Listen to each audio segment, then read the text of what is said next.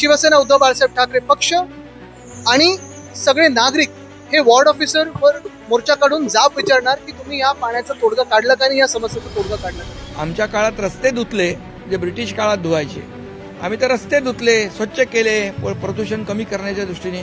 तुम्ही तर 15-20 वर्ष तिजोरीच धुतली.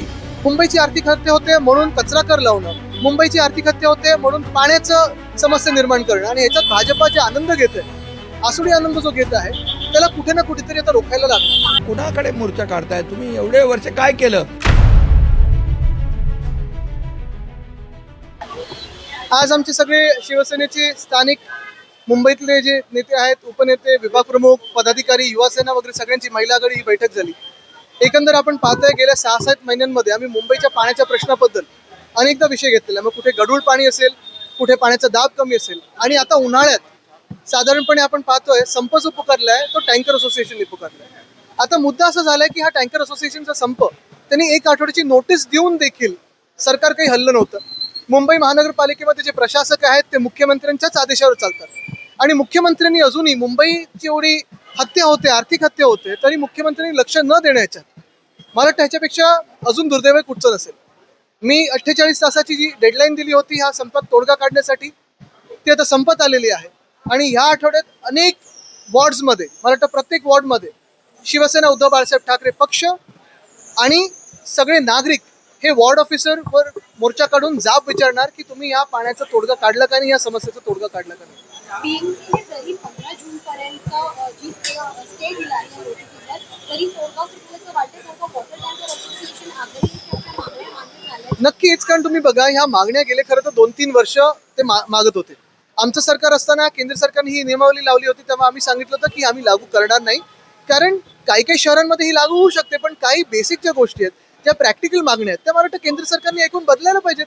पण मुंबईची आर्थिक हत्या होते म्हणून बीएसटीचे हाल, मुंबईची आर्थिक हत्या होते म्हणून कचरा कर लावणं, मुंबईची आर्थिक हत्या होते म्हणून पाण्याचं समस्या निर्माण करणं आणि याच्यात भाजपा जे आनंद घेत आहे, आसुडी आनंद जो घेत आहे, त्याला कुठे ना कुठेतरी आता रोखायला लागणार. पाणी बंद आहे त्यामुळे अनेक विकास कामं रखडली आहेत, अनेक बांधकामं थांबली, कमर्शियल बिल्डिंग आहेत, ते देखील ह्याचा तुम्ही इकॉनॉमिक इम्पॅक्ट बघा. आता गेले 3 दिवस महावीर जयंती असेल, हनुमान जयंती असेल, आंबेडकर जयंती आता उद्या आहे, ही साजरी करत असताना घरी पाणी नाही, हे एक संकट आहेच. लॉंग विकेंड असताना अनेक मुंबईकर बाहेर निघून गेलेत तरी थोडं सांभाळू शकतो, पण मुंबईकर उद्या कामं रुजू होताना आंघोळीचंच पाणी नसेल, इथपासूनच सुरुवात झाली तर काय. पण अनेक हायराईज सोसायटीने वाटतंय SRAनी पाणी घेतलंय, SRAने वाटतंय चाळीनी पाणी घेतलंय, चाळीला वाटतंय हायराईजनी घेतलंय.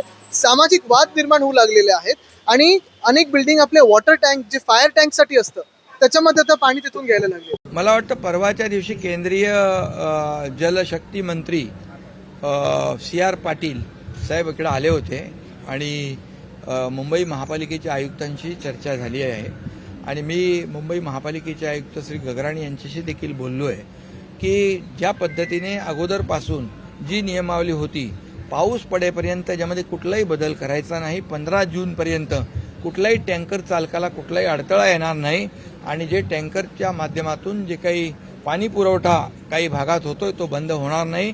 आणि टँकर चालकांना देखील माझं आव्हान आहे आणि विनंती आहे की कुठल्याही परिस्थितीमध्ये यामध्ये पिण्याच्या पाण्याचा किंवा टँकरने पाणी पुरवठा करतो त्याच्यामध्ये कुठले आडेवाडे घेऊ नका, कुठली अडवणूक करू नका. तुम्हाला कुठली अडचण आम्ही सरकार म्हणून आणि महापालिका म्हणून येऊ देणार नाही. आणि मोर्चा कुणी काढायचा?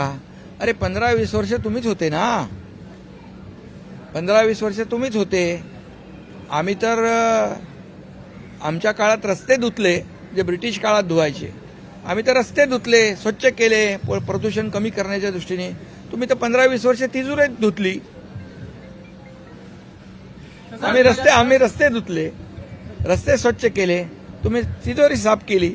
हा फरक आहे. त्यामुळे काय कुणाकडे मोर्चा काढताय तुम्ही? एवढे वर्ष काय केलं?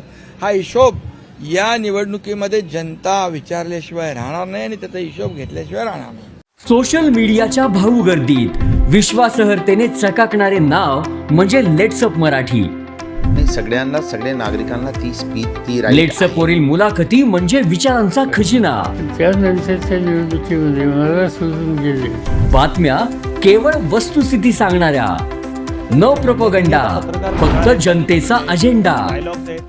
क्योंकि आने वाला कल जाने वाला है, जाने वाला कल आने वाला है. राजकारण, मनोरंजन असो की क्रीडा क्षेत्र, महाराष्ट्राची स्पंदने संवेदनशीलतेने टिपणारे माध्यम म्हणजे लेट्सअप मराठी. जगासोबत एक पाऊल पुढे राहण्यासाठी लेट्सअपचे ॲप, सोशल मीडिया आणि वेबसाईट सोबत कनेक्टेड रहा.